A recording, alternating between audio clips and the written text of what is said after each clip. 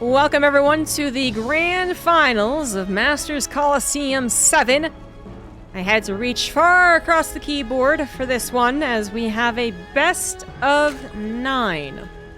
Now I actually have to double check here to make sure that there wasn't a winner's advantage, because there can be when it comes to the upper lower. It doesn't look like there is actually. So I'm going to go with that assumption that starts off on 0, 0, 0. But in the top right, coming in through the upper bracket, it is Basilisk's Serral. And in the top left, we do have DKZ herO, who came in through the lower bracket, first defeated by Raynor, and then getting his revenge by defeating Raynor. Make it through here to this best of 9. That is correct. It's not a mistake. Best of 9, not done almost anywhere. And it does mean that we're going to use up all of the maps. I guess I'm stuck in the old ways. So last series actually said the last map chosen, which isn't exactly wrong. But it does mean that they actually were still able to veto maps. But this time around, no. Can't do it. No one gets to say no to a map if this were to go 5-4. Now, is it going to go 5-4? I don't know about that. Thing is, Serral did get here through the upper brackets where he has looked pretty unbeatable for the playoffs. He did lose 1 or 2 group matches, at least one because we cast the Maru one. But then he absolutely demolished Maru on the rematch best of 5, and then he demolished Raynor on the upper bracket finals that led to this point. He's actually been so far undefeated in the playoffs. 3-0 Solar, 3-0 Maru, 4-0 Raynor, and now looking to possibly 5-0 herO. Not only that, but, you know, that wasn't any Protoss there, so you're like, well, how's this Protoss? Well, there really doesn't have to be a question.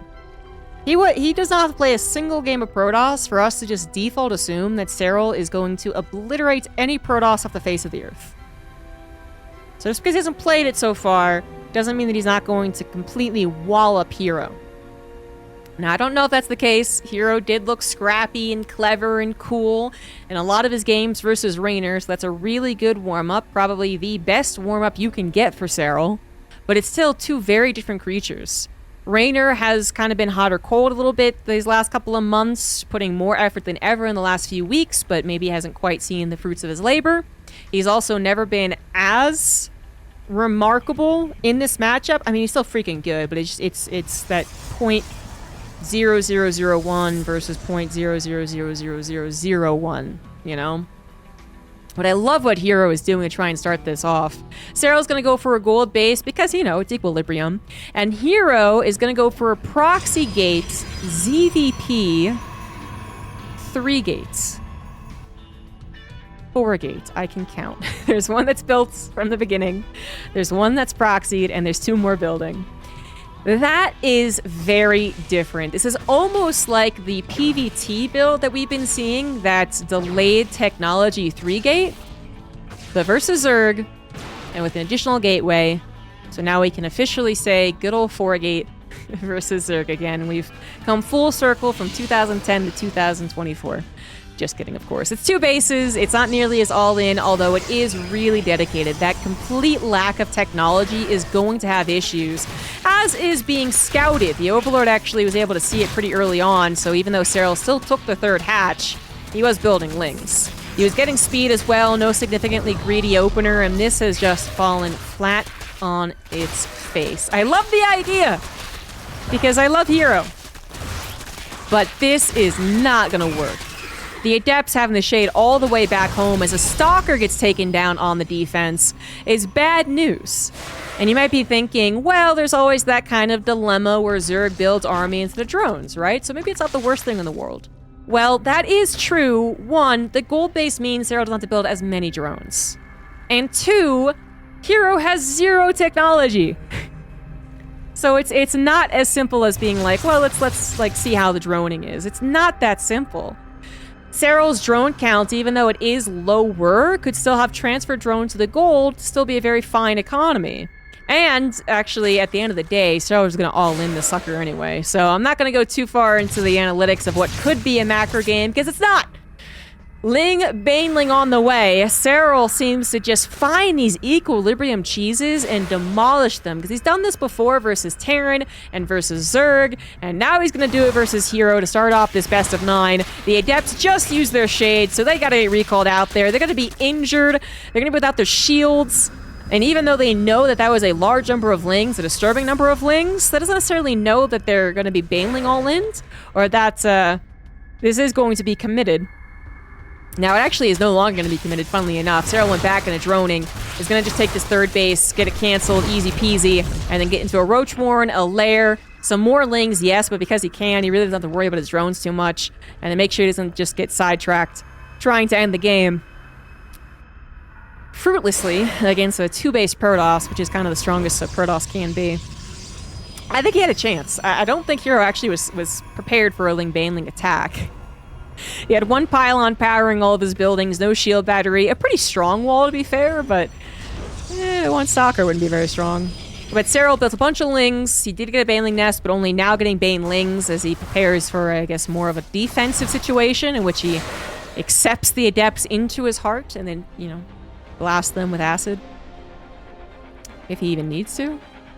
I mean, his queens actually were going forward, and then they went back, and now they're going forward, and now they went back, so I'm kind of getting a little confused as to what exactly Serral's plan is, but with 10 more roaches on the way, I am going to officially once again... No, he's at Evolution Shipper and a Gas. God.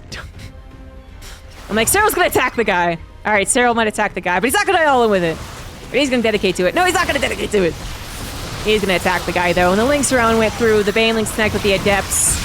The Force Field's ultimately not really helping out.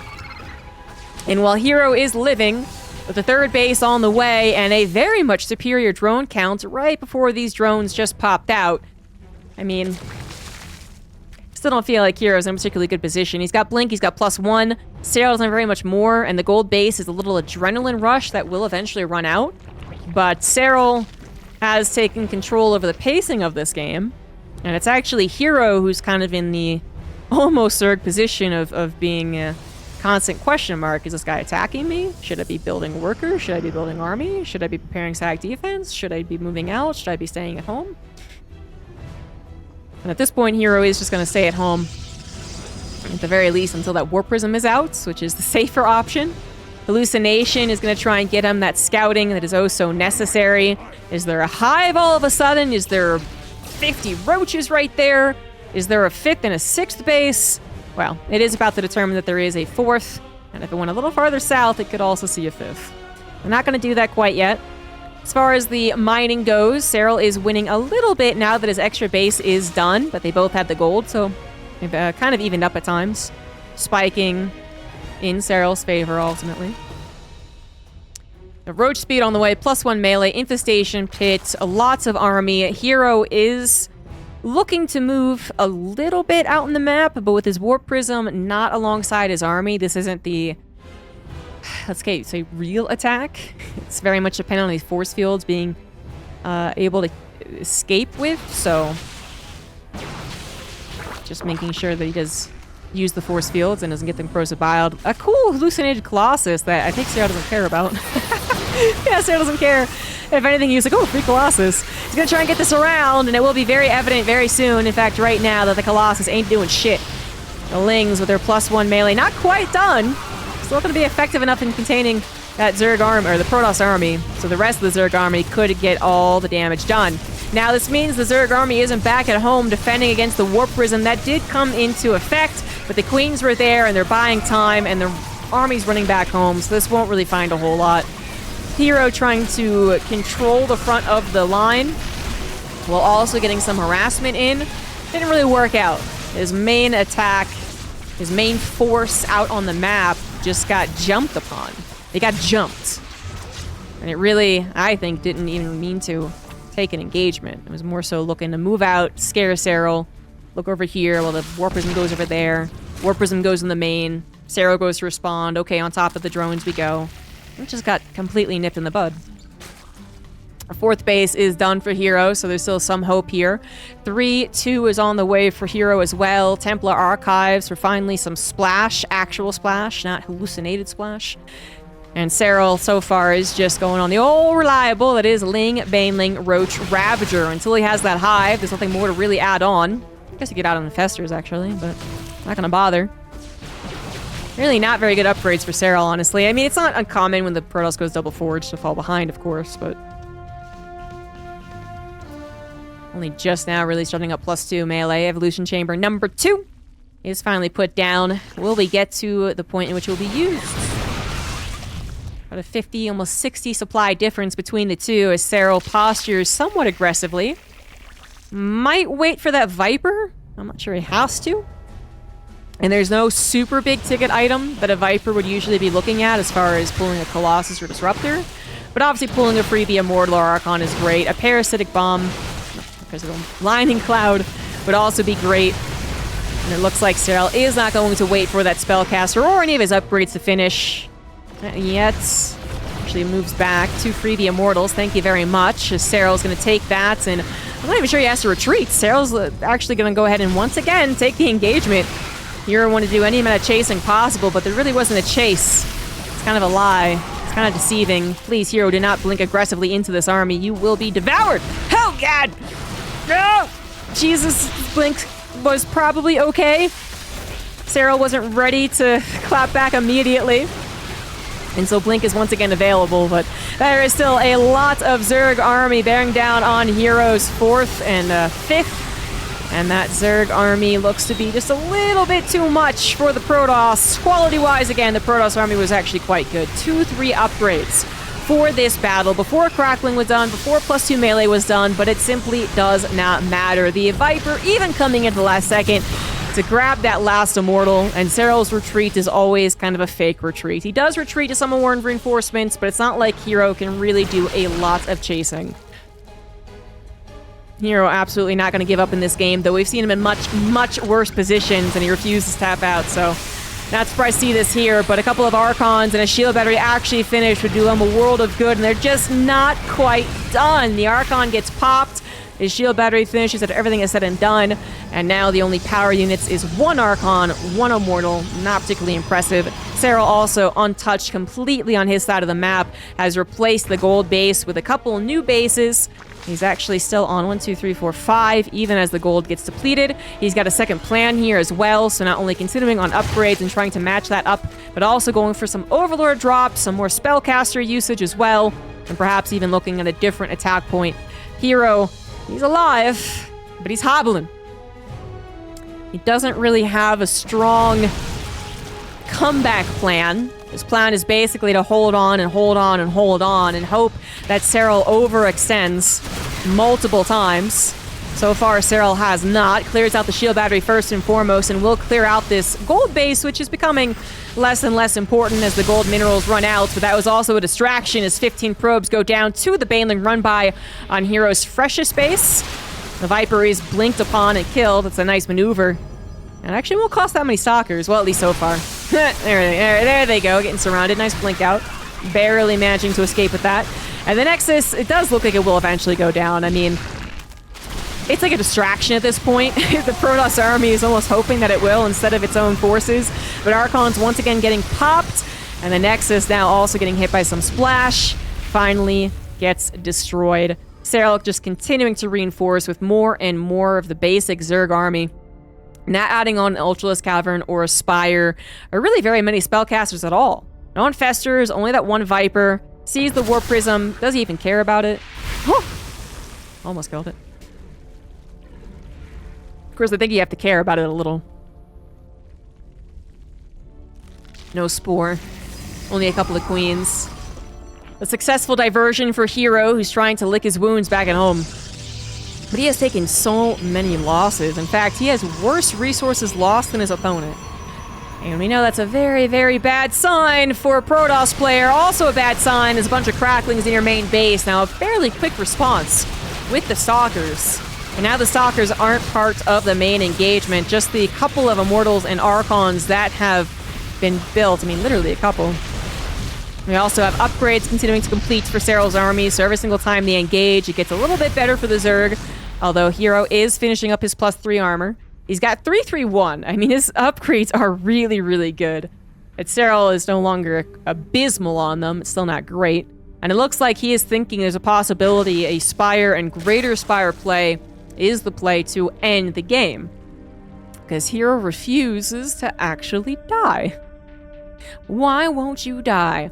SimCity, of the terrain, of the map, of the chokes, of the buildings, really helping out herO here in Game 1 after helping him in Game 7 versus Raynor. His tenacity, it's all keeping him alive.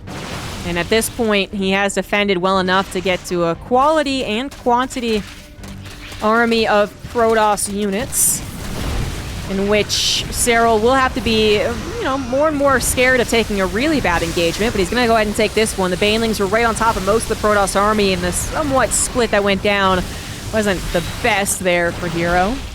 It's more of a concave than it was a split. So Serral does take that engagement and doesn't mind it. Yeah, if herO ever gets to that 160 supply, 80, 90 army supply, I guess, and then has the upgraded Stalker, Archon, Immortal army, if Serral really is still only on Ling Banding Roach Ravager, there is a decent chance that herO gets that one-punch maneuver that Protoss is due in PvZ. But this is also a very large map, so there's so much more room for Serral to reinforce. There's bases that he could give up and creeps that has to be cleared out before he really has to worry. And in that time, he'd be reinforcing consistently. Multiple Zerg armies would be throwing themselves at herO. And there could be a possible Broodlord transition during the time it takes herO's army to actually traverse the map. We're not quite there yet. Serral is still on that layer army technology, but with superior upgrades coming on through. And by superior, I just mean better. They still aren't better than herO's. 2-2 almost done. Probably wants to wait for it. herO actually has been able to recover a lot of supply lost on the defense, because after all, he's had these bases pretty much intact. They've lost probes at times, but then has had time to recover those probes. And the gold base also still is giving him a little bit of that push forward. And the drop in the main base, once again, handled fairly swiftly by our Protoss Hope here. And in fact, herO now at 105 army supply with about 6 Archons, a couple of Immortals, and whatever else he can muster, is not a bad Protoss force whatsoever. Banelings trying to roll into this quality army are going to do the most damage possible by hitting the hearts of the army, but it's still so much health, so many Archons, so many Stalkers, even this Immortal coming on the north side. But it was effective enough. That was enough Baneling damage. At the end of the day, herO's not getting this totally wide concave where every Archon tackles 20 Banelings apiece. No, 20 Banelings tackle 3 or 4 Archons apiece. So, I mean, herO, he's so close to getting to that perfect situation where he can just punch through Serral, but Serral's not letting it happen. Although it is inching ever closer to Serral's reinforcement point, so I guess that's another thing to look at. If herO could actually get this base up and running, he will just be one little skip forward into Serral's mining base. But he has been able to get that up and running, and he is back down on the supply at only 81. Decent number of Archons, again, with their upgrades. Looks nice, but they're once again going to be completely surrounded. The Banelings finding effectiveness on top of the probes this time around, as the Roach Ravager is mostly tackling the Archons. We do have herO with a run-by as well on the top side, but the Zealots aren't doing equal amounts of damage, not yet anyway. And as herO loses this bottom base as well as access to his gold, I don't think the Zealots can do the equivalent damage. Queen's getting pulled in to help and buy time once again. Will save the drones at this base, and this hatchery actually did not get clicked on. I mean, at least that could have gone down. Not that it would have been enough. 100 supply difference right now, as herO is on some of his last minerals. The gold is gone, his 5th is gone, and his 3rd only down to 5 mineral patches. And herO does not tap out quickly. No, sir. Oh, apparently the Baneling got sniped. Ah, well. With double army supply, I think Serral might even win without Banelings. Ole, poly, ole, ole.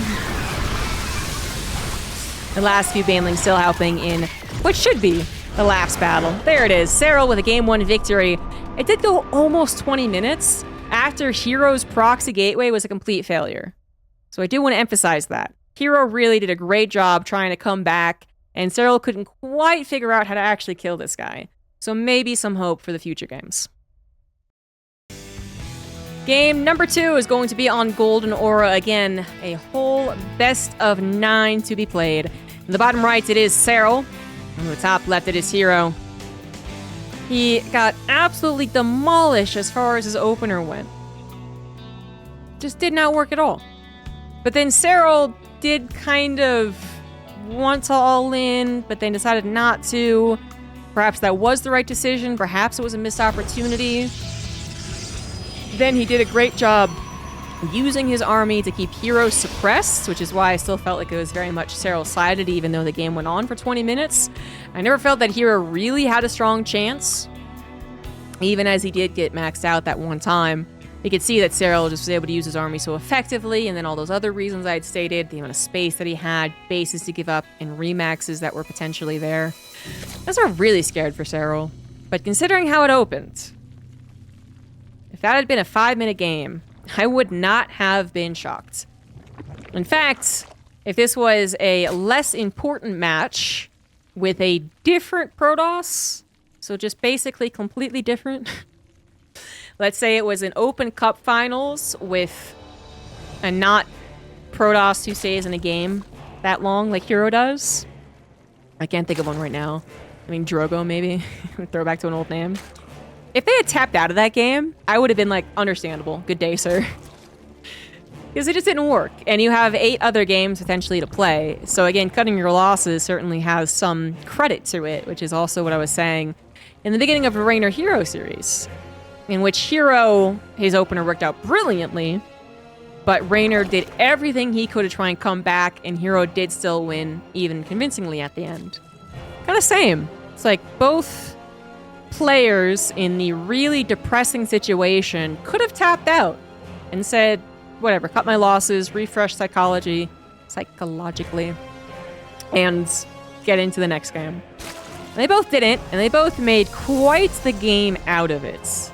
herO pushing Serral to an almost 20 minutes ZVP.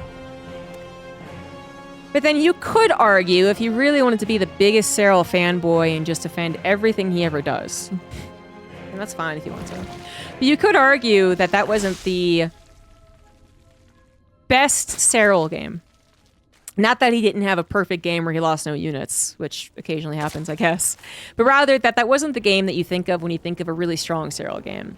That's actually the type of game which is really weird and has a lot of different factors going into it that maybe herO would be better at. Where you're talking about the map and its gold base kind of adding a different factor. The power spike of a third works out differently when a third is a gold for both parties. Even though Serral got there first and would understandably have the lead because of that. Then you have the weird, like, well, it was an early game attack, but then the technology wasn't there, but then the drones weren't there.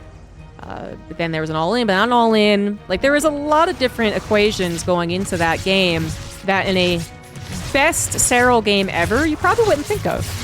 You probably think best Serral game ever, perfect defense against the Adept, perfect defense against the Oracle, perfect read on the incoming all-in, and perfect defense on the all-in itself.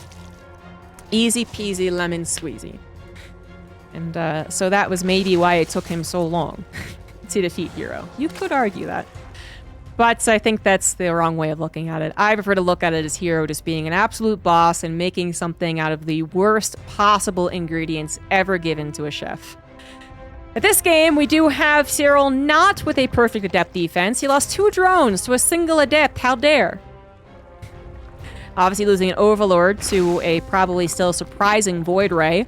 Serral did have the benefit of watching the previous series. This actually happened the day after, I believe. So he could have either watched it live, comfy waiting for the finalists, or he could have watched the ROD, preparing for this match. Either way. So he would have seen herO open a couple times, the Void Ray first or Void Ray second, but you don't know when exactly that'll happen, and your Overlord will want to be on the opponent's side of the map, even if it ends up dying. One queen will go down, but the Void Ray does take some serious hull health, same with the Oracle. And the second queen was pretty much perfectly timed. I guess perfectly timed would have been before the first queen died, but there was a second perfect time, that was it. 2 more Adepts trying to find even more damage, and they do see that the Lings are still slow. This is very, very, very late speed. 3 drones in total. On top of the 2 from earlier. Isn't too shabby if only one adept died, but then this one shades into the main, so both adepts will die. And it's like, meh. Yeah. And then you have to consider, well, he got late speed. Maybe that helped me kill a couple of extra drones. It probably means he had extra drones to begin with. Ooh. Mass Immortal Zealots? We got Zealot Charge on the way. Third base done. Oracle and Voidar still alive. And then into Double Robo. Whoa, man. Double Robo. The Lings now with speed are far better at trying to guess what his opponent is doing, but there's only so much to read. Oh, if you only saw the third base, but that's where the Robos are, giving us a little smiley right there. Okay, so that's basically the read you want. That was exactly what he wanted to scout. So, Double Robo here. And I know like a Mass Immortal Charge doesn't sound like very much. And I like Robotics Bay you would think would be the first thing mentioned, but it's really kind of hard to go into. Okay. Oh, like Colossus Charge isn't really so much a thing versus Zerg. Oh, that hatchery has to be canceled. Nicely done. And the charge lots were just like so fast, so furious that I wasn't even looking for them. Serral did have army building, but clearly not in position, and the cancel probably wasn't that bad, but still, nice little moment there for herO. Ooh, a Spire's on the way. Yeah, so we saw the double Immortal. It is, I mean, Immortal in charge and Colossus in charge both kind of have the same, like, weakness in this matchup. Which is that, like, it can work as a one-punch army versus Terran, and we do see that, but then it has the significant lack of anti-air that can hurt it. But then in this matchup, if Banelings make an appearance, there's not much that I feel like a Colossus Zealot army can do, or even an Immortal Zealot army can do. Because the Zealots will try to spread, will try to not all die to Banelings, but then probably fail because Serral will be having so many more units than you will. Then the Immortals are left alone, or the Colossus are left alone and die. So I'm thinking it's Immortals, defensive, mass gateway, eventually Colossus. And it is so far what we're seeing. Again, using this choke as a wall, like he did when he was actually going into mass air. But there's one thing you can assume based off seeing double Robo, and that's not suddenly 2 Stargates, although that would be an excellent mind game.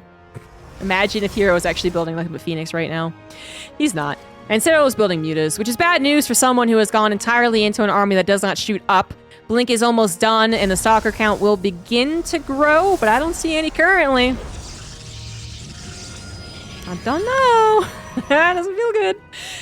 I don't think the Spire was scouted right there.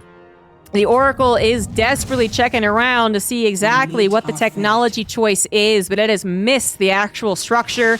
It has missed the complete read on the army, and it has missed the mutas flying off the left side. A couple of cannons are going down just because it is around that time. 4 bases, defensive Protoss, but you can see it's very not because he knew the mutas were on the way. Stalker's only just finally being produced. Fortunately, they'll have Blink. They have +1.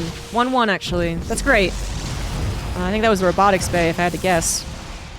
But the mutas, especially such a low commitment muta attack, is they've done very well. 9 mutas have killed 14 probes and will come back later for probably 5 more, if I have to guess.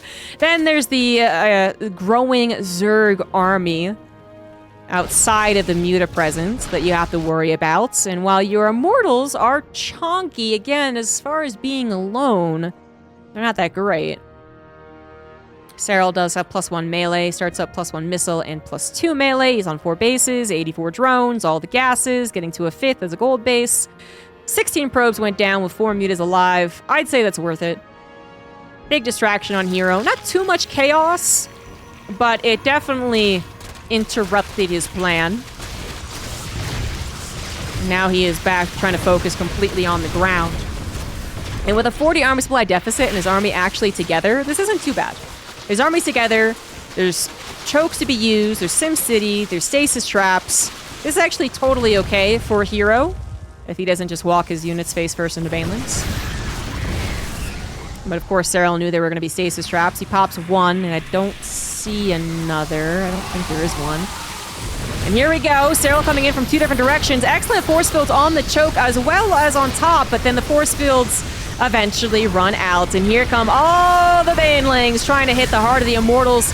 Actually, some decent last-second spready there from herO, Terran style, so 4 Immortals will live. And this Void Ray comes in pretty clutch, too, as there's nothing, or not much, that shoots up. The Mutas, I guess, could come in. But the Nexus did fall, 14 probes did fall, and a decent amount of the Protoss army fell as well.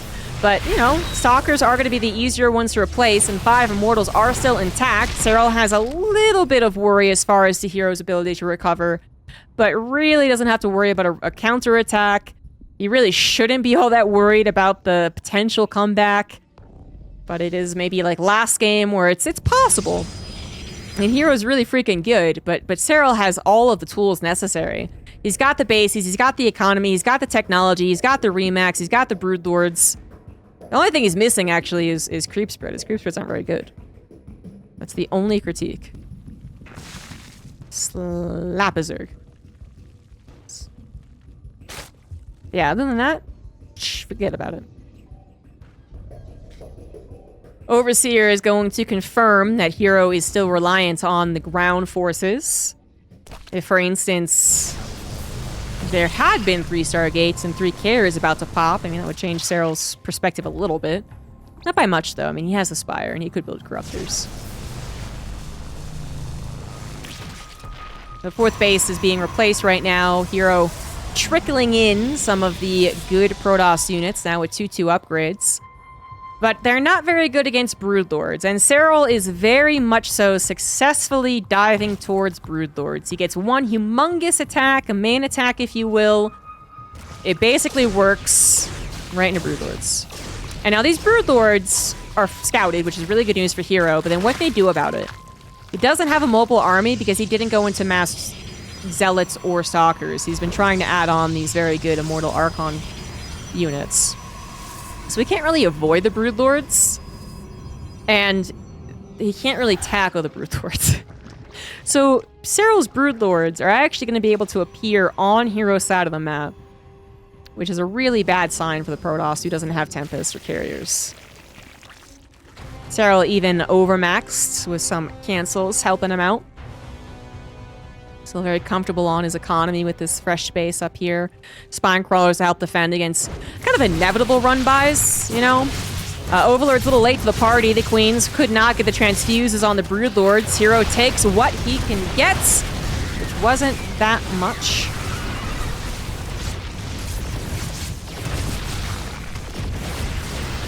Another Stalker blink forward will kill 2 Broodlords, but then I believe all of the Stalkers will die. Yes, that is... all the Stalkers will die. Oh, hey, no, 2 of them live! No, live! Live, damn you! It's no longer about the Broodlords anyway, actually. It's more about, oh, more Broodlords, just kidding. But also, I was going to say, that right side of the army, Roach, Ravager, Queen, trying to tackle the rest of the Protoss, but with that choke helping out, and this kind of almost threatening surround stance that herO has, I mean, Serral actually has to...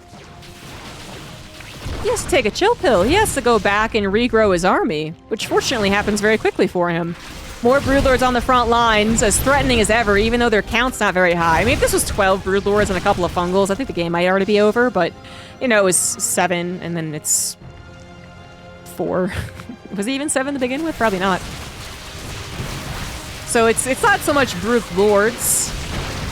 It's like, it's not capitalized, it's lowercase, but we're getting to uppercase Broodlords. herO is still only on this ground force, which granted is continuing to get really good upgrades, but can he make the comeback happen like he did versus Raynor when he is so much on the defense? I mean, he is tackling all of these engagements on his own side of the map. That means that even if Serral does overextend and really make a boo-boo, he still has some time to recover. And it looks like he has decided that the more Broodlords, the better for cracking open this Protoss turtle. And the Lings can cover any bases trying to be sneaky-deaky taken on the outside. I love the high Templar drops! Oh, you're so cool! That sounds sarcastic. I'm just so used to saying that to bad ladder players. But that actually was cool. just didn't do very much. As the Baneling survived, the Broodlord survived. Stalker blink forward will kill one, and that's going to be it. These Broodlords on +1 projectile, +2 ground, another blink forward. This is where the rest of the Zerg forces come together. They waited for that moment so patiently, and then it came.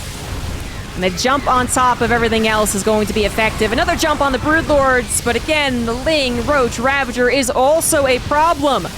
And herO is now down about 100 supply. Can he make the tremendous comeback happen like he did on this map versus Raynor? No, it wasn't this map, actually. Like he did versus Raynor. I don't think so. It was actually a different map. But, difference is, Serral is on a very healthy 6-base economy. So, no hope whatsoever, as Serral takes a fairly dominating 2-0 lead. We move on to Radaset Station for map number 3. In the top right up 2-0, he is Serral. And on the bottom left, it is herO. As a reminder, when it comes to a best of 9, it is first to 5. Just in case you didn't want to bother doing the math. Totally understand. But Serral is already 2 maps in, and I said fairly dominating because the first game was a lot more interesting than I think it had any right to be. But the second game, both games were still basically Serral building the blocks and herO trying to unsuccessfully swat them, you know, like 2 preschoolers. But the teacher is holding herO back. So Serral completes his little Tetris monument, and it's totally fine. His little Lego monument, rather. Tetris is the opposite. Tetris, you want to get rid of the blocks. But Radaset might be where things change. To get to my actual point. Radaset is the... I'm actually not sure it's the most Protoss favorite map. Across the matchups. Because they have a very good map against Terran. And Zerg isn't as bad versus Protoss on this map, I believe. If I remember correctly. Gotta double check that one. But it is considered a Protoss map because they are almost always going to get to a very ideal situation for Protoss, which is going to be completely untouched for your first 4 bases. Now, there's definitely some argument, depending on the day and the player and the circumstances, to what is scarier. A completely untouched Protoss or a completely untouched Zerg, specifically Serral. Basically, any race can have a moment where them being not ever attacked or harassed or punished makes them look like the best endgame race. But it really is dependent on how the game goes. Even though Radaset is very friendly to fast 3 bases, automatic 4th, even a decent 5th for the Zerg, it usually still has something. We've seen Nidus from Chisel on this map, first of all, which if it works, then easy peasy. We've seen Muta harassment on this map, which if it's a complete surprise, easy peasy. It does look to be like a Nidus worm. That's a fast lair. And we've seen, you know, these rocks broken down. Dark has even mined the minerals from this to add on Ling run buys. I mean, it still ends up being interesting. Even though there's a greater chance of this map being the no rush 20-minute map. But this is definitely a rush. This is 100% a rush. This is nothing but a rush. Serral is 2-base layering, guys.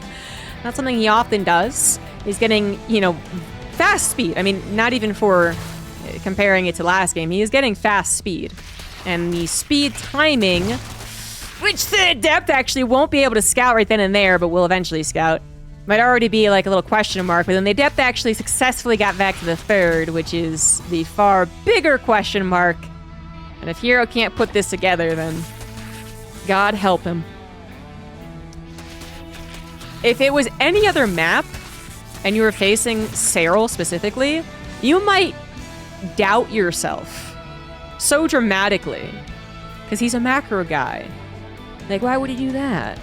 That you would actually still be surprised by this, but there's no freaking way that herO is going to let Serral win with this, right? Right? This can still be a little tricky to hold for Protoss players because they are reliant on so few units in the early game. And the addition of the Overlord drop does kind of get things started a little bit sooner. It doesn't make it entirely reliant on the Nidus Swarm getting up or not. But herO should have shield batteries building in his mineral lines, which he's not. And he should be checking for a Nidus Worm, which he's not. Well, now he should know. Now he definitely knows, seeing an Overlord drop. The natural is going to be pretty well protected, and 2 oracles is a really good amount. I feel like a shield battery in the main also would have helped, even if it was over here. But I am not the pro gamer. herO might be confident in the defense setup as is, but letting the Nidus Swarm up is just usually a straight up mistake. Lots of probes going down, but all the queens have died, so the oracles will eventually clean things up. The overlords will be killed by the Void Ray, but even more probes go down, which means that Serral has a chance at making this a macro game. But, it is only a chance. hero's 2 Nexus up and running, 20 probes, 18 drones, full wall off at the front too. You had to end the game with this all in, and Serral didn't. So even though it still felt like herO was... Could have been even more on guard, I guess is the best way to put it against this, he was clearly defending against something aggressive. And so he will defend against it, and he will win the game. He's already ahead by 6 probes, as he had not had to stop building probes to get the defensive units that he needed. So it's going to continue being up in workers, as Serral decides a follow-up all-in is the only way to go. How do you follow up all-in when there's a wall at the front, and Void Ray is killing all your overlords elsewhere? You pretty much don't. So all these lings that Serral built, almost guaranteed for a follow-up all-in, are now completely useless. They could have all been drones to at least keep Serral even on the worker counts. It still wouldn't be enough for a Zerg player who would also need a 3rd hatch. But it would have been better. Of course, Serral has to try throwing in some cheeses and all-ins, and especially on a map that can be frustrating even for him when it comes to facing Protoss in that mid to late game. But this wasn't it. This wasn't it. Serral will not be getting a 5-0 at the very least. It will be a 5-1, because this map is hero's. And now it's Serral's time to actually be a little optimistic about how this game can possibly go. Triple Oracle and Void Ray will kill 1 queen, 2 queens, and no transfuses means the other queens are also goners. Micro on the Nidus Worm, hell yeah, but that's only gonna get you so far. And the Nidus Worm trying to pop up here is found, although not killed, so at least something will pop out. But herO still has his army, still has the shield batteries, and now they're actually effective. He's even building a pseudo wall. He is in no way, shape, or form going to let this game go. He is going to accept this gift graciously. Thank you, kind sir, for gifting me a win. And we will move to the 4th game. Momentito. The real test of a commentator is how many different ways they can say that a player is dead. I don't have a co-caster to start talking about Teenage Mutant Ninja Turtles, so... Who's your favorite Teenage Mutant Ninja Turtle, chat? Or YouTube? Whoever's watching.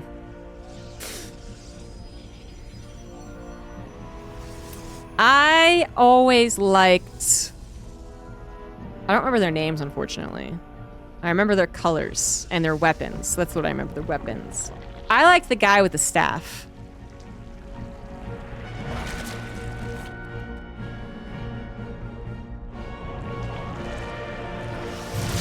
That's a lot of oracles. It's a decent amount of queens, though, too, actually. They don't have transfuses, but they're focus firing, so... Donatello, thanks, guys. Oracles are... a bit late in realizing that going after drones is probably better, but... whatever. They kill 4, and Serral's still down by almost 20. hero's game-ending plan is going to be to go into carriers, and... funnily enough, that's actually what Serral is probably the most well set up against. To be clear, he's not well set up. But as far as what he is the most set up for, it is anti-air. So that's cool. The 2 carriers off the bat might not end the game, because the queens will be together, they will have transfuses, and the hydras will be out, I guess, but 4 carriers will maybe not even end the game, but eventually the game will end in the Protoss' favor. Serral would have to make one hell of a comeback. He is still behind 15 workers. His 3rd hatch is only just finishing. He won't have any upgrades for any of his units.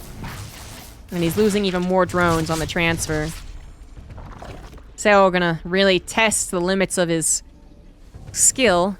If he can make a comeback like this happen, then he will be the ultimate GOAT forever and ever and ever. No contest. No conversation. 7 more drones went down. Actually, 12 drones in total is not that impressive, but it just was such a low drone count to begin with. 3rd base obviously has been set up for herO. Easy peasy behind this nice thick wall of rocks and minerals. He's got carriers. Not quite flying across the map. They're gonna wait. Maybe till there's 4 of them. Then they're gonna be accompanied by charge lots. To be honest, if Zerg comes back in this game, it won't just be that Serral is the uncontested GOAT. It's also going to be that Zerg is overpowered as shit. It's just, there's really, hopefully, no way that Protoss can grow this game that hard.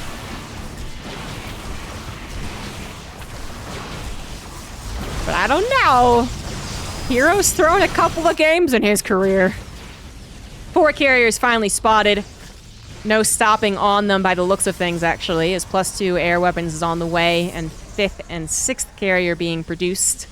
Serral, like I said, actually has the best defense against air. He has Queen Hydra. So those are the units you would want, well, to begin with. I'm not sure you would want them for the entirety of the game. But to begin with Microbial Shroud, it's something. It's just that usually it'd also be ahead by 30 supply. It seems like herO isn't going to be eager to throw this game away by moving out preemptively. He will stay at home, mine out his own minerals, and grab the 4th base here, which I absolutely love. I feel like we are seeing this more often when we do see Radicet, but then there's still a couple of standout games in my mind where someone didn't do this. And I was like, but this space so hard to take. Why? Anyway, neural parasite's on the way. 2-1 is actually on the way. I was wrong. Serral will get upgrades in this game. Shame on me. And he'll get very important upgrades that are very useful. And the pace we're going, he might even get maxed out. That would be something.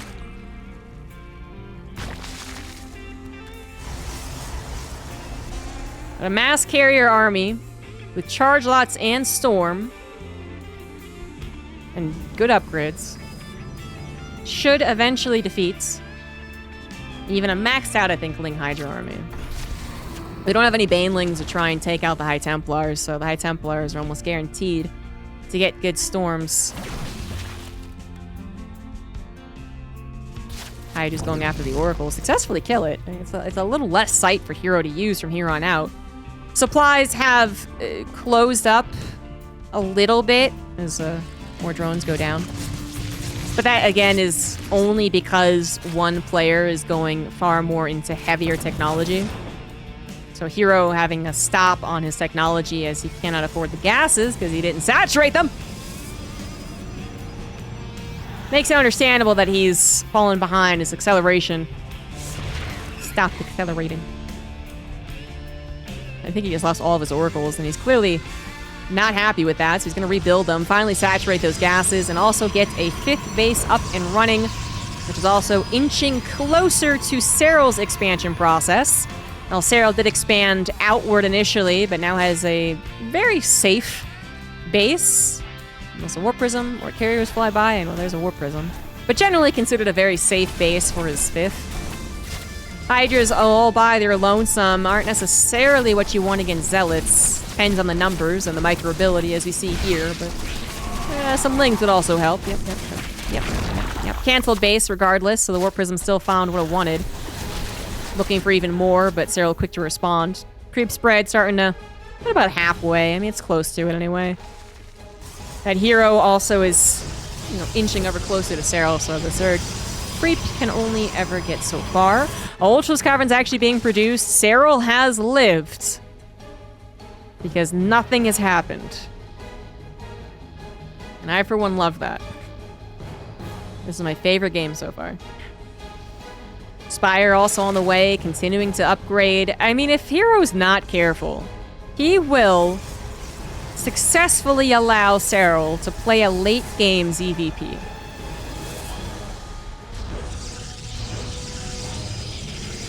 And you just don't want that to happen. Now, a successful Serral ZVP, to me, is him on a base ahead of his Protoss opponent. At least. 2 would be better. With a maxed out army of Broodlord Corruptor, Spellcaster, with at least a 3,000 bank.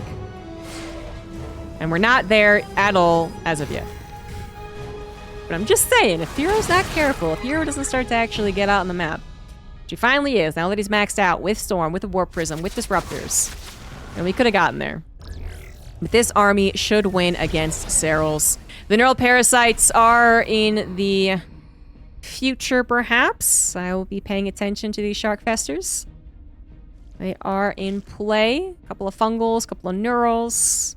Could be big, could be big. And the Ultras, we're looking to chow down on the High Templars. Would be nice. I'm actually not sure how many Disruptor shots will go off. Since a lot of the times these battles are kind of... I mean, both sides can be the one to initiate, to be fair, but they're kind of explosive, is what I wanted to say.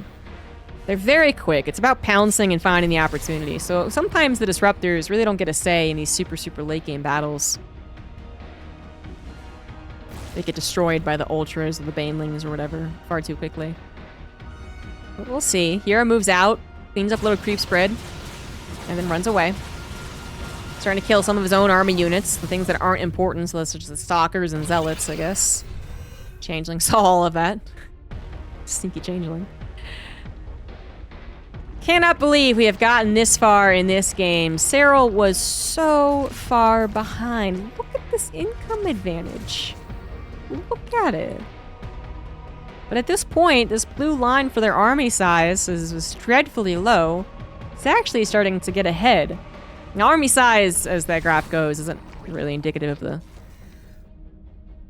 the battle, but, you know, it's still a very shocking way things have gone. All right, finally getting into the mix of things. Disruptors will get their shots beautifully in the middle of all those queens. Serral not going to replace the queens, however. He's going to replace them with Vipers and Corruptors, which I think does make sense. What else is going down? A couple of canceled units. Doesn't want the Corruptors, so that's what's canceled. Tefui on the Corruptors. Corruptors are a dream. You won't be able to fulfill that dream anytime soon, because if you only get a couple of... Okay, no, he goes back into them. All right, whatever.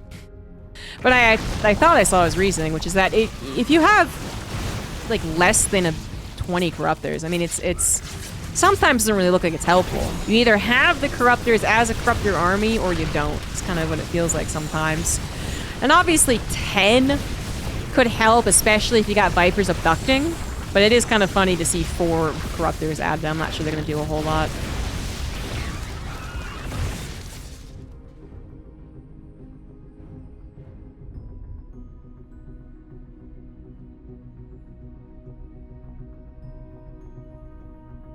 And herO just pushes a little bit farther in. Just a little bit. If he could just go ahead and tap it in, that'd be great. Just tap it in! At this point, I'm actually not sure if he's going to win the game. Still feels more likely than Serral, but we're getting to dangerous territory. Serral is getting to his own gold base at this point, and the entire top side of the map is completely free. He's had more time to try and inch ever closer to a more perfect Zerg army, something that he would actually want to work with, as he just added on 1 or 2 Corruptors at a time. Gonna get the Abductor, looking for it for sure. And then if time continues ticking on by here, we could also get into a Broodlord army, potentially. Oh, just away from those disruptors. Ultra got that disruptor, not such a big deal. And it looks like Serral is looking to defend this base. Can he actually do so? Will we even get that question answered as herO continues to be very shy about moving in? And I really don't blame him. I'm just still kind of gobsmacked we've gotten this far. Serral continuing to add in those corruptors. Looks like he is willing to now sacrifice this base. I think that is the wiser move.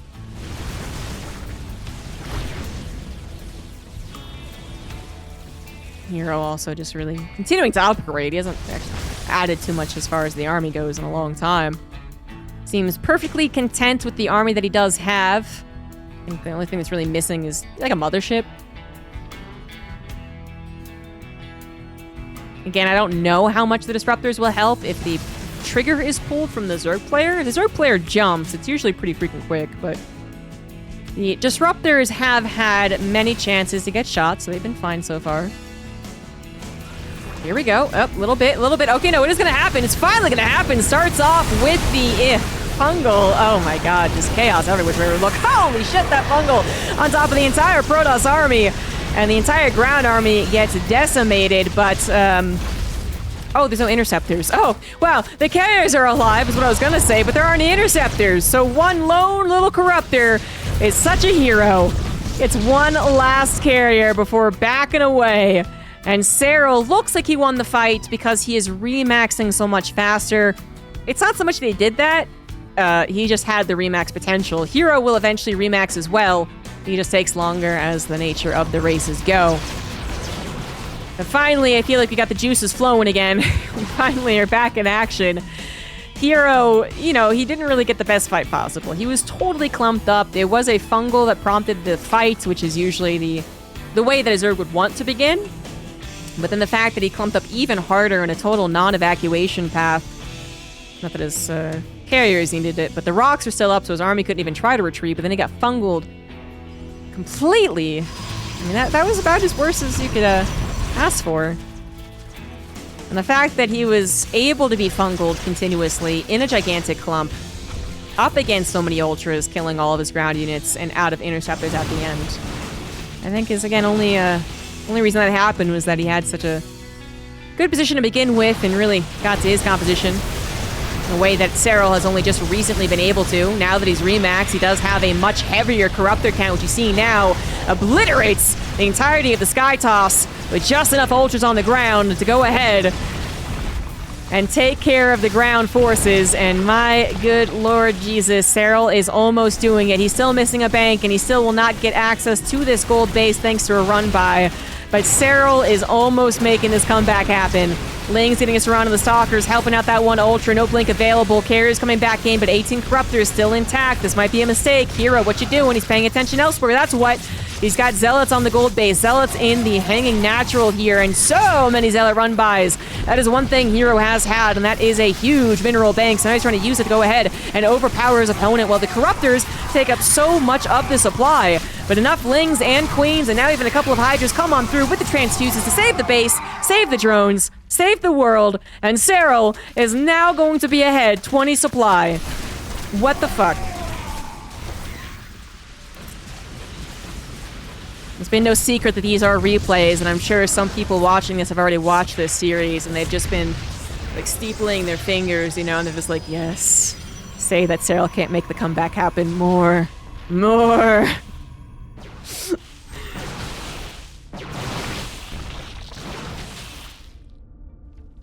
God. herO loses this game. And I don't think he is, but if he does, good lord. His army quality is still quite good. He has now gone into the whole give up on the air thing, although his mothership's still on the way. But that could be used to recall, probably. You know, his army can still win. And he also has about the same... Oh, no, he doesn't. Holy shit, I'm totally wrong about that. I was looking at the base count, but he's actually out of minerals. He has 71 probes, but he is hardly mining. Serral, not too much better, but technically better. Also has managed to add Broodlords. When did you come around? 6 Broodlords, working on a 7th. And now herO can't really totally disregard the air. One carrier, one mothership. Let's go. 71 probes. All looking like ants on a map. Because this... Oh, this base died, of course. Okay, that's explaining a lot. I totally missed it. This base also is going to die, though, by the looks of things. And that was also necessary, because the first 4 bases of herO are mined out. Ditto on Serral's side. And Serral is also bleeding out some units as the mothership comes through with the cloak. And I'm not sure we had an overseer. Okay, we do. But Serral was just not prepared for the defense. He is retreating and retreating and retreating and retreating. The back to the Fungals. The Fungals are going to come down. Cloak has gone as well. And the Broodlords are getting all types of shots on that ground army. Nothing from herO killing them fast enough. Again, just a mothership, just a carrier. But then the Lings are continuing to ransack herO's base. Rico will have to be used. I don't think there's much mining to be done here, but gas is still important. And honestly, even the SAC defense continuing to live is a nice save. But Serral knows no other base has been taken. Burrowed Lings every which way that we look, and it's really up to Serral, I would say, to grab these bases. He actually probably could have snuck a top left base on this map, and herO has not checked that side. I think ever. But Serral did not do so. So he is still reliant on trying to win with this major one-punch Zerg army, but he has gotten to 10 Broodlords. Working on 11, 12, 13. He's got the Infestors as well, and herO has no comfortable bank to speak of. He cannot just easy peasy go back into Sky Toss. He's got to deal with these Broodlords somehow. And there's only so much you can do to avoid them. Another Fungal is going to capture about 4 units right there. So many Broodlings with +2 projectile, +3 on the ground. herO also with good upgrades, though. Doesn't actually fill out his armor upgrades. Not that it matters so much for the Archons, which are so shield-heavy. +3 shields, +2 armor is pretty freaking good. Also, his air was well upgraded, but it still got deleted. Serral looking to continue denying bases, but there are no bases to deny. Well, also still trying to get his own up and running, by the way. I mean, he's still mining 1,500 minutes, minerals a minute. And that's because this base was taken so freaking late. What's going to be so funny is that his drones are going to start mining from this, I feel like. Anything. Everything counts. Trying to get either the gold base or this base up and running. If they could get both, that'd be a miracle, but that would be a nice miracle. 10 army supply lead for Serral. herO now warping in a handful extra units back up to even. That's going to be a lot more Archons, actually. I was going to say, probably going to turn all of them into Archons. He wants a decent amount of Storms. 8 High Templars, most of them with a Storm, perhaps even 2. Serral's army apparently is about the same size. It just doesn't look like it, because it's so clumped up. And some of it's in these Ling run-bys. Fungals, once again, possibly starting off the battle. Looking just to chain them, actually. Fungal Broodlings, Fungal Broodlings, Fungal Broodlings. And herO decides he's too tired of bleeding out. He's going to blink on forward. Time Warp also trying to help. But that blinding cloud on top of the Stalkers was absolutely brutal. The Abduct comes through as well. And the Mothership actually won't even die. There's so few Corruptors in the air. She will finally fall. As herO just did not look back to save her. She was literally within crying distance, and the rest of the Protoss army was like, sorry, my bad. Mothership is now out of the equation. Void Rays are on the docket, and we actually had this asked in the last series. Would Void Rays have been the better call to deal with the Corruptors? And I said maybe if the Zerg had overbuilt Broodlords, so there wasn't any anti-air, but then Fungals would still be really dangerous. And my good God, Serral has actually brought this game back. 100 supply difference with herO not mining barely any at all. herO, how did you lose this game? This is absolutely crazy.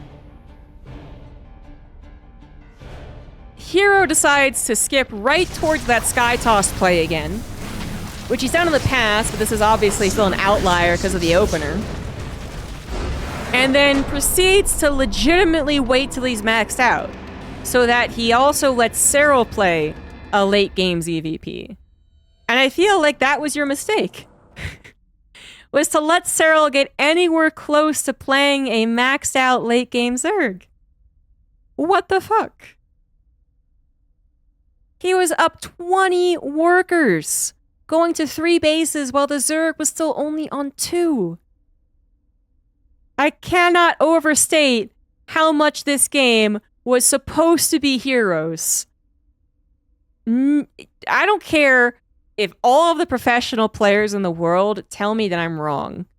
I will stubbornly refuse to believe that Serral was supposed to have a chance in this game. Absolutely insane. Serral now up 3-0 and 2 games away from taking the championship. Gosh darn it. Map number 4 will be Hard Lead. In top left, it is Serral. Bottom right, it is herO. And yes, Serral has 3 points to his name. He won Radisset Station after a basically complete failure. Him killing, what was it, 15 probes actually is not enough for that Ling all-in. It's not. I really, like, I know some people think I'm a bad commentator, but that really is not enough. herO was still ahead by 3, and because he was able to produce drones, while Serral actually was thinking incorrectly that he could follow up all in, he actually ended up being ahead by 10. And then all of a sudden, he was ahead by 20. And then he decides to go into carriers. Which, okay, I really thought he was going to go into 2 carriers, try and do some damage, try and control the map. He doesn't. Okay, maybe 4 carriers, try and get out on the map, try and stop that 3rd base from coming up. He doesn't. Okay, maybe when he has 6 carriers, 8 carriers, 10 carriers. No, no, no. Let's wait until Serral is also maxed out. And then play footsie.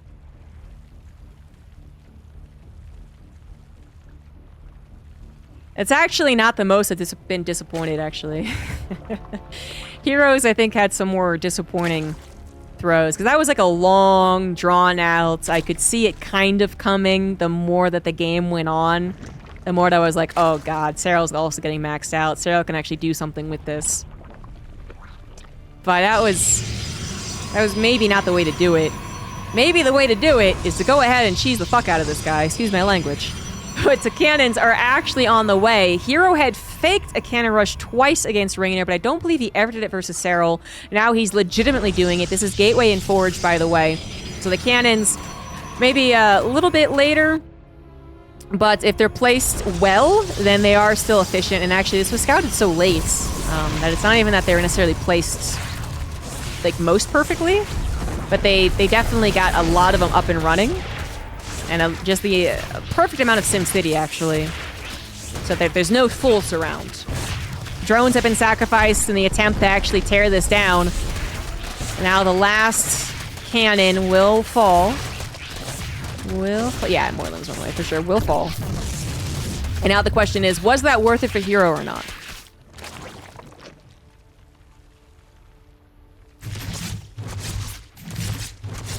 Five drones would be a lot if... Actually, I'm not sure 5 drones would ever have been enough. At the end of the day, Serral... I mean, loses 5 drones, and he loses the ability to make more drones because he had to make those lings. But herO's Nexus obviously was delayed. His technology is delayed. And Serral doesn't fear being harassed that much. They definitely could still have a shot, but... He gets back to mining instantly, he gets back to droning instantly, he gets back to injecting, gets back to scouting, he even supply blocks herO for a hot second. And so I'm not sure that 5 drones is enough. Because there's also the aspect of so many cannons actually being completed to do that. If that was 1 cannon that killed 5 drones and delayed mining much longer than it did, then yeah, no, I think that's worth it. But that was a pylon and 4 cannons, 1 was canceled, 3 were killed, right? 5 were killed! Holy shit. I'm not on point today. How did 5 finished and got killed? I assumed he canceled some of them, I guess. I gave too much credit, maybe? Proxy Stargate coming in. And, that could still do damage. For sure, for sure. The technology is later, but, you know, that still doesn't mean that Serral knows what the technology is. So this Overlord might have seen the later warp gates and still might have been able to figure out that it's Stargate, even though the timings are all kind of confuzzled. But you would never quite be sure that it's in a proxy Stargate, unless you get a scout in the main base as well. There's actually so much main base to scout, the pylon and Stargate could actually be up here. 2 adepts, like I said, could actually be kind of feisty for harassment, because you don't have speed. And Serral's not even getting to speed. He skipped the gas for a long time, only just now getting to it. And that has given him access to more drones.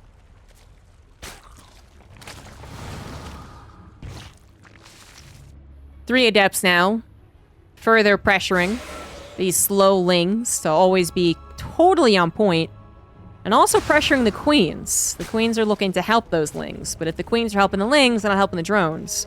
And that's what the oracles will be looking to take advantage of. So this is all kind of a... It's a magic trick. Like, look over here while the oracles actually steal all of your money. And as I said, that Overlord might have gotten a lot of scouting, but theoretically, the pylon could be up here. And so regardless of what he did or did not realize, he does not have the Spore Crawlers. Queens were not so out of position, however. And now there's 3 in each base. This really could have been much, much worse for Serral, who even kills one of the oracles. The second one, desperate to grab more drones, lets itself take a lot of damage for just 2 more. Serral is still behind on drones by a little bit, but that is about to be fixed. He can also finally get back to his droning of his 3rd base, which he's thus far not minded not mining. Not mining. Because he was perfectly saturated on 2 bases, but now you can see he's oversaturated. So he wants to take that, he wants to get his base defenses up, and he wants to go ahead and kill this proxy Stargate just to make sure nothing else sneaky deaky comes along. We do have a Twilight Council back at home for herO alongside, well, obviously the Forge was placed as one of the first buildings, so we do have +1 on the way too. But it does look like herO might be setting up for +1. I initially was going to say charge, but then I think the timing is so weird that wouldn't make sense. And then I was going to say blink. A 2-base blink attack. But obviously, neither one was the case. Resonating Glaives. Another supply block for herO, by the way, as that pylon was destroyed. Not the most atrocious one, because he is saturated on 2 bases and just waiting for his warp gates anyway. Recall from some of the adepts. They realized they were in trouble. Pretty good recall, but also good target fire from Serral, who almost got 2. Stasis trap in the main, responded to instantly, no problem. Serral does need to get a recheck on what his opponent is doing. Haha, Stargate, okay, you got me a little bit, but what are you really doing? And that 3rd Nexus is a little bit of a sign, but again, the timings are all types of screwy for both players, so even though, in my eyes, herO did not do enough damage, one thing that is still true is that it's still offset everything. And if you're not one of the top Zergs in the world, any type of offset like that can actually be really brutal. Since you're the race that has to pick and choose. But amongst these top levels, I mean, Serral's already pretty freaking comfortable. He's at 57 drones, and seeing as his opponent still doesn't have anywhere close to a 3rd base saturated, he's not going to take any chances of not building army. So he already has some roaches, and he's building more. This is a robo-less adept attack, so no warp prism flying around into your main, into your natural. It really is just the adepts trying to overwhelm, and they will not be able to do so. This seems like clear-cut victory to me for Serral, but I was hella wrong about last game, so let's see. Adepts now at least getting some drone damage, and actually the main losing 2 drones. And it's not completely all in, because there is a 3rd base, but there really is not much to defend that 3rd base. A lot of times with an adept attack, you'll have that warp prism to harass by time, threaten a DT follow-up. Then you'll be building immortals off the robo as you realize that you're pretty screwed and you have to retreat. You have to be worried about the counterattack. None of those things exist this time. So Serral, having built the army, will now use the army to go for an attack, of which there is no shield battery to defend that 3rd. Handful of stalkers, though, is enough to start the defense, but here comes the rest of the Zerg army. Now, Serral does need to get some damage done because he has fallen behind in workers, but it does look like the damage can be done. At the very least, these probes will be killed as a couple of roaches sidetrack themselves. Now focus up on the stalkers, and Serral is going to go up 4-0. And maybe he will 5-0 herO and have a completely flawless playoff run. In the top right of Alcyone, it is Basilisk's Serral. And on the bottom left, we do have DKZ herO fighting in the best of 9 MC7 finals. Very recent tournament. played on the most recent meta, because obviously the patch and the map's been around for a while, but as far as the meta goes, this is pretty much as recent as you're going to get. herO might still be a little bit of an outlier as far as Protoss goes. He does tend to do a little more of the wacky stuff and might be a little more reliant on Twilight Council-based strategies, like Adept attacks, maybe. I think those are still pretty common throughout the entirety of the Protoss player base, but then I'm thinking more of those, like, 3-base charge, 3-base blink, 4-5 base mass blink charge is definitely a herO thing. But I would say overall we're getting a look of what we're going to see at Katowice, which does include Serral looking like an absolute beast. I feel like Serral's reached that point where he's just so good that you don't bother really complimenting him anymore. So as far as his comeback victory on Radicet, it's not so much that I want to give him credit. We kind of already know there's a general consensus of the StarCraft hive minds of what he is. And it's more we look at herO and we're like, herO, what are you doing, mate? But yeah, Serral is just... He's reached... like, these... exceeded expectations as a word. He's like metaphysical or something. He just is.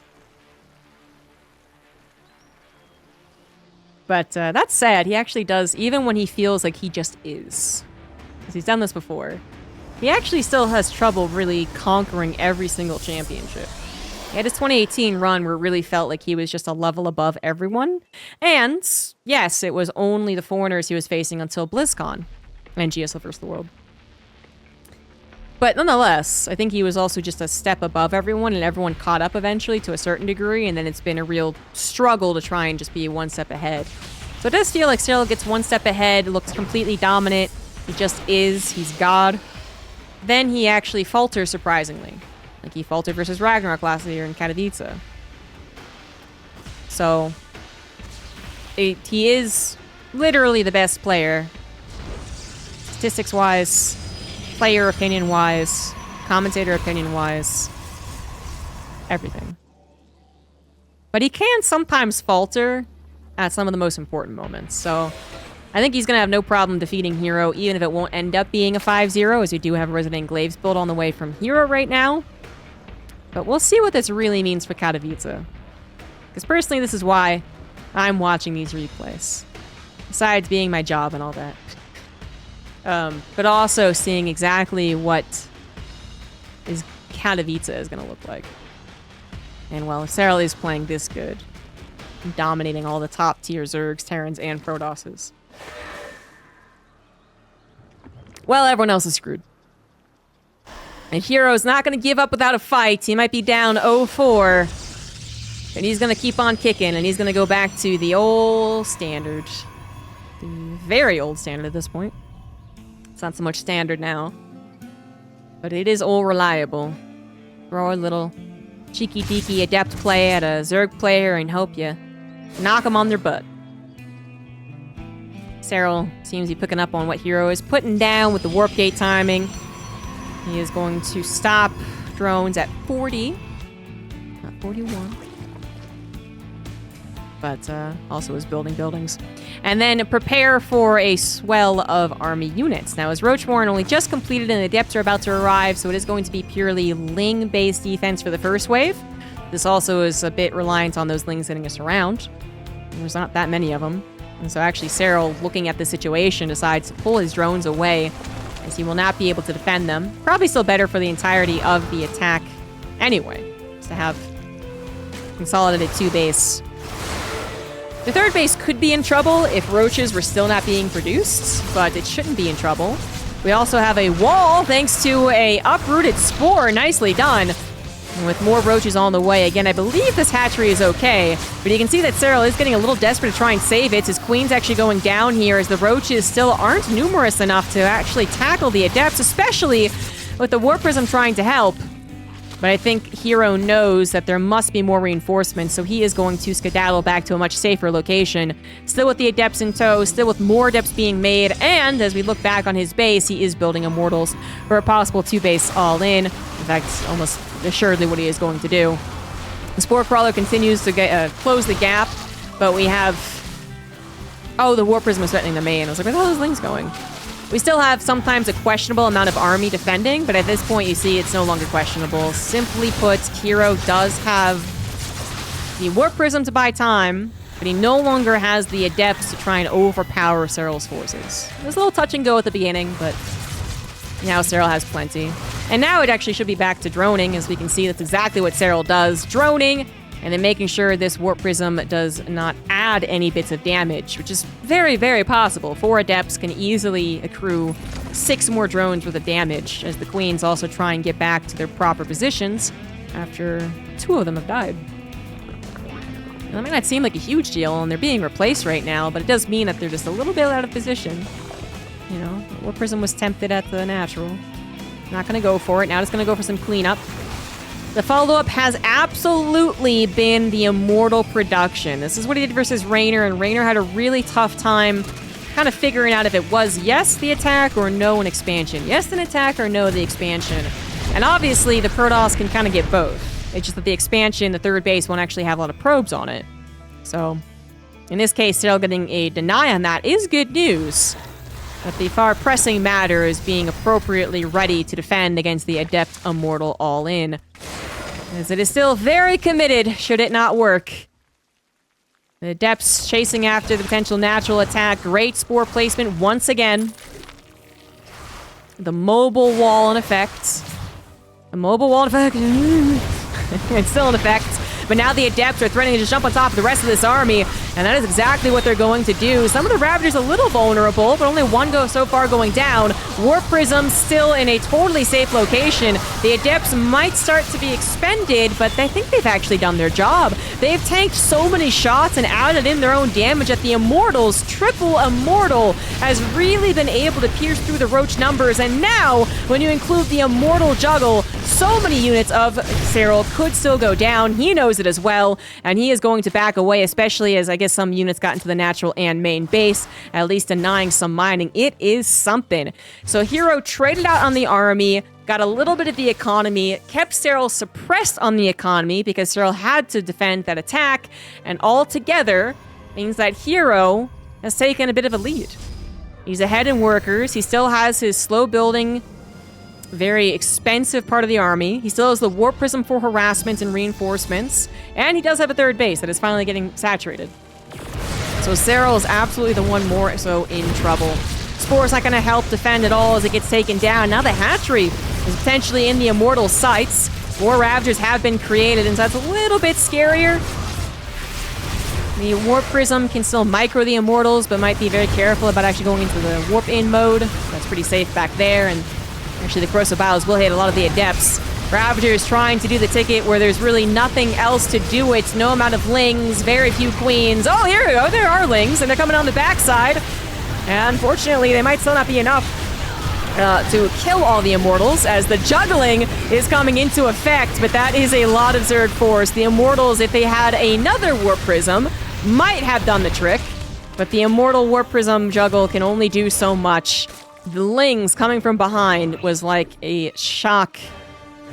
It was like a jump scare. Every time I start to get hyped for the Protoss victory, the guys here, Serral and Raynor, are so good about having a squad of Lings ready to tackle these last few units, which are so often, you know, the Immortals, which are vulnerable to those Lings. So Serral has a hold, but then herO still has the Warp Prism again to buy time, harass, and save a couple of important units. He had saturated his 3rd base and now is getting to the gases and has the time to rebuild an army back at home as well, as he makes a big mistake and grabs double robotic space. Oopsie pipsy. He's also not actually upgrading his blink, which I almost assuredly believe that was the choice. Okay, so a couple of awkward moments on herO, so that's not great, but overall, I still think herO is in an okay position. Serral did muster up enough Ravagers, and the Lings from behind were so good. And it's just the problem would be that he didn't still nip this in the bud. He's taken multiple engagements that weren't exactly one-sided in his favor. The most recent one being the best for Serral, but still when he had to sacrifice, obviously, a lot of droning for it, and still doesn't really have such a powerful army that he can immediately go counterattack. So now the effects of him having a lower than wanted drone count will start to really look obvious. As herO saturates the third gases too, he also grabs a fourth, and it's not being harassed or threatened whatsoever. Serral's licking his wounds still. Now he can feel a little comfortable, I guess, for the next minute or two, as his army is pretty good with the Ravagers. +1 melee finishing, Baneliness on the way. So the fourth hatch is, the next step, of course, but really he don't want to be going to his fifth. hero's going to his fourth, and Serral wants to go to his fifth. Or have some really good technology on the way. Or have a maxing out army on the way. But that is not what Serral is doing. Serral does a run by, which could... No, it's not going to get canceled. Or is it? It is, actually. He does have to dedicate on it, but it is pretty much... It is pretty worth it, because that was so close to finishing. About half the links died for that, though. Now that puts it back to, kind of Zerg being up one base, and now Serral is looking towards the fifth as the gold. So he is on his path to recovery. Infestation bit now coming down. He looks to add on technology, but herO is looking to move out yet again. Now he's got his Immortals, 2 of them from the early game, and then 2 more being built before going into these Disruptors we see here, which I was not expecting the Disruptors to shoot. My hand was off the mouse, but they didn't actually get anything. And in fact, with the Disruptors out of juice, Serral thought there might be a moment, but that is a pretty freaking large Protoss army. 2 more Disruptors on the way, the Warp Prism juggle and reinforcements possible, and Serral knows that he cannot actually go after this army. It's gonna have to be purely on the defense, but defense is hard against Disruptors. The lack of room while you tuck yourself into your own Sim City really starts to play against you. +2 is also gonna finish for herO long before Serral's +2 melee is done, and his Lings are going for another run-by, which it might be the correct maneuver, but they certainly are coming in for this round, which means these Stalkers can successfully retreat off creep against slow Banelings. Those Banelings looking awfully sad. Little waddle. herO now up 20 supply. 4th base remains up and running too, and that 4th base of Serral is now the one that is in super big trouble. Serral would love to have a couple of Vipers to help him out here. Vipers would be absolutely perfect to take out these Disruptors, but they're not here. They're nowhere close to being here. Some Lings do join in on the fights, but again, they really can't be doing a whole lot of chasing. There's so many Disruptors. There's so much blink potential. There's so much micro potential with the Warp Prism.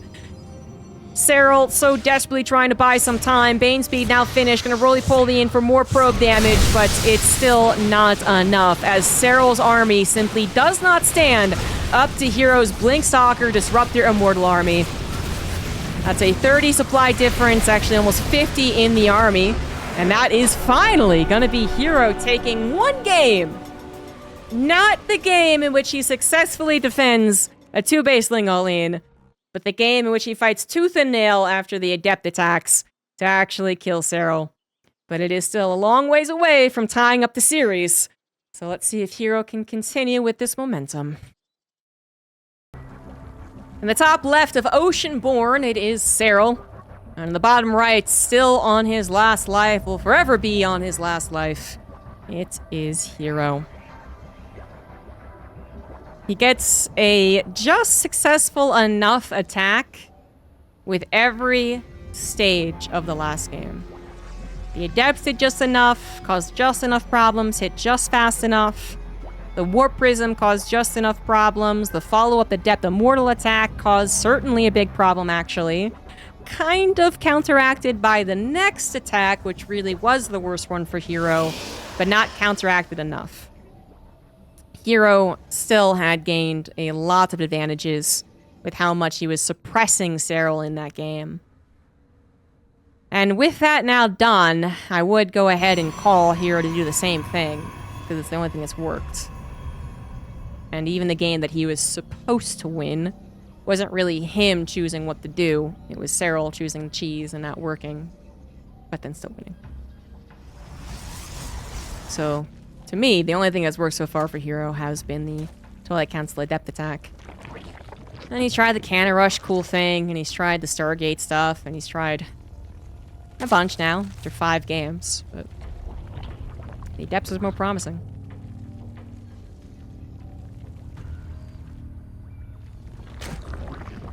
See if it changes.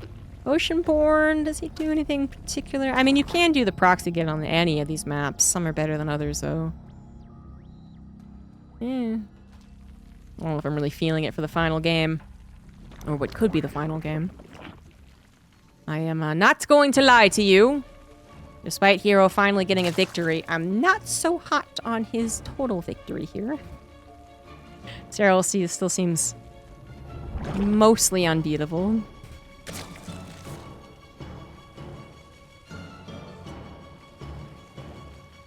You go, Probe. You bother these drones as much as you want. Oh, okay, we're done.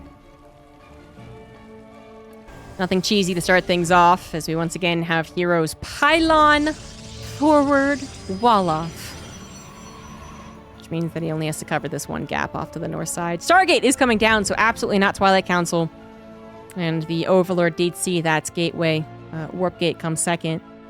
So definitely not going to be Resonant Glaives. And so, does herO really have a chance?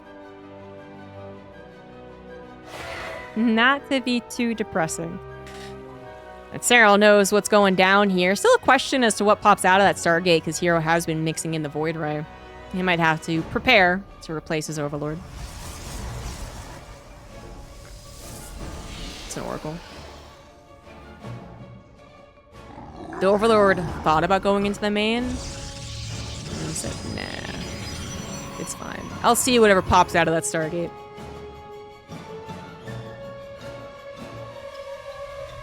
Maybe it's following the gigantic sea creature. Speed is on the way for Serral, which is worth noting considering the massive difference in speed timings we've seen across the series. His latest speed, I think, was 510 or something. Finish. 330-ish. Much more common. Very safe as well.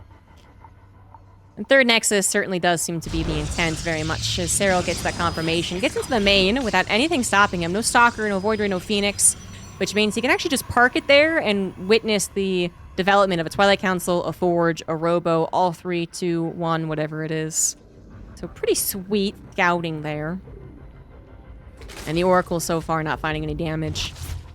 Even when herO did find some adept damage, it didn't actually lead to a victory. And this time around, Serral is playing pretty perfectly, playing Ring Around the Rosie with this little Oracle. Which takes hull damage, I guess, for a totally complete scout. At least at the main base. Gas is on the way, only a gateway. Still no decision on the technology. Because he's gone third Oracle first and foremost.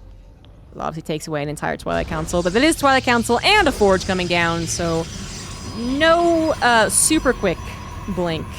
Which also I think would have gone before that third Oracle. But rather, instead, it could be blink +1, massive gateway count. It could actually still be charge +1, massive gateway count. That is what herO decided to do versus Raynor. In the first game of their best of 5, and the last game of their best of 7. Can try that? Can try that? Adepts threatening some harassments, but really just being the distraction for the Oracles, or vice versa. Either one. But with Link Speed done and Queens on top of things, doesn't seem like any damage will be done. And actually, yes! The charge on the way, and no Robo, but instead a lot of gateways, it does seem to be the charge all in. That is herO's ace in his pocket. Whatever you want to call it. He's going to suddenly have 5 aces in the deck and hope not to be called out on it. The problem is, I think that Serral will very much call him out on it. This has been done now twice versus Raynor, a teammate of Serral as well, and there'd really be no problems, I would expect, of Raynor telling Serral, hey, watch out for this cheese. That he's out of the tournament. So, whether he warns him or not, and he either loses or wins against this in this finals, he'd figure it out by the time Katowice came around, wouldn't he? But I also don't know if that was even bothered to be communicated, because 1, might not be actually that great of a build. It is pretty freaking cheesy. And 2, does Serral need any help? I don't know. But Serral is trying to continue getting this scouting done.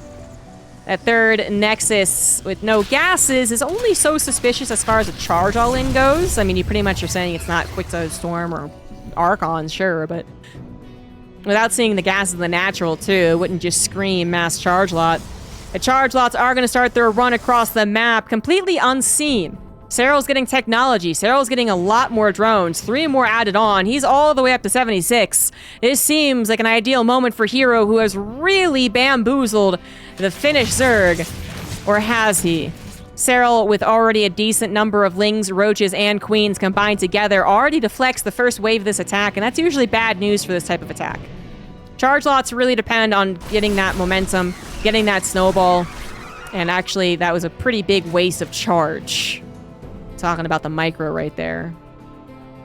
Not very good. And they also aren't proxied. There's nothing proxying these warp-ins. It's from across town, so it's even less likely to start gaining that snowball than any other version of this build, I guess. That is a whole heck of a lot of charge lots, and Serral still has to be very wary of being surrounded. But with roach speed done and a lot of creeps here to work with, I don't think he will be. He knows that is his only problem, is the potential of being surrounded. He backs away into a little more of a choke. He's going to let his queens, you know, die, and maybe even some drones, but knowing this is pretty dedicated, is going to have to accept that.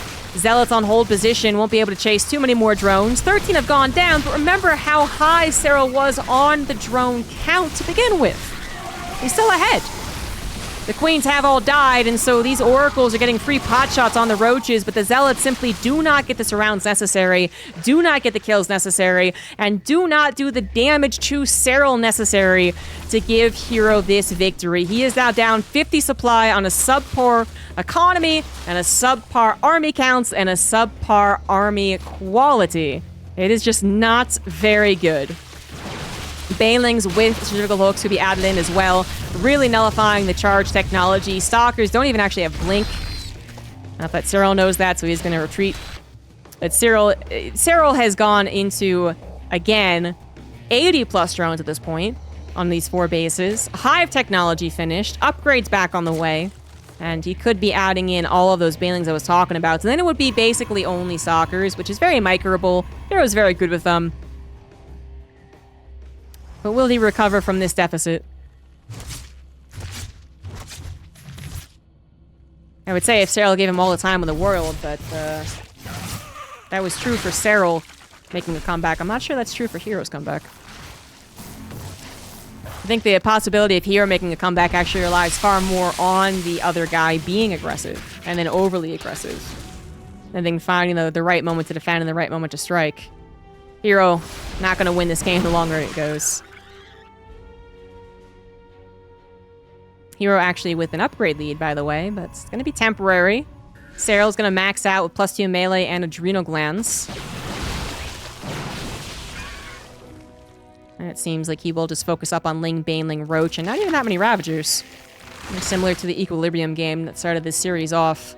Stasis Traps going down could be a heads up, could be actually very effective as well. Overseer gets the confirmation that it is continued development of the Gateway Army. Double Forge being chronoed out, no Stargates, no Fleet Beacons. That's really all I needed to check. Now it's just focusing on trying to take the best possible engagements.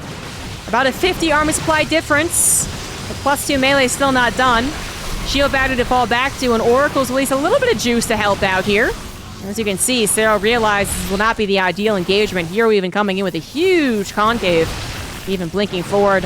Very nicely done. First wave of defense is good. Not great, unfortunately, as 12 probes still go down. So, I mean, I'd still call it a pretty great first defense. It just wasn't perfect. More so the critique. You're not perfect, herO. Gosh darn it.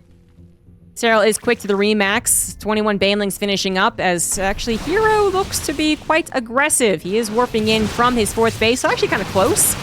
But he has to be really careful about being surrounded. More so than ever, I'm looking at the potential surround with the crackling upgrade done. And the Stalker's so vulnerable to that. Baneling's also looking to crash in. Will not be able to do so super effectively, but then Banelings did go ahead and crash onto the 4th base probes. 5th base has been scouted, and more Lings are headed that direction to go ahead and get that quick and easy cancel. +1 Carapace, very close to finishing, but then again, so is 2-2. herO's Stalkers actually are quite powerful. And the Oracles are always there in the background, trying to help out as much as possible. No stasis traps, and very little Pulsar Beam to help. So this is a very good drag of units, as long as, again, herO never gets surrounded. And he is getting a lot of Stalkers, very, very injured, and more reinforcements are coming in from Serral. The Banelings looking for those good connections, might finally find them, as the Stalkers are more bunched up.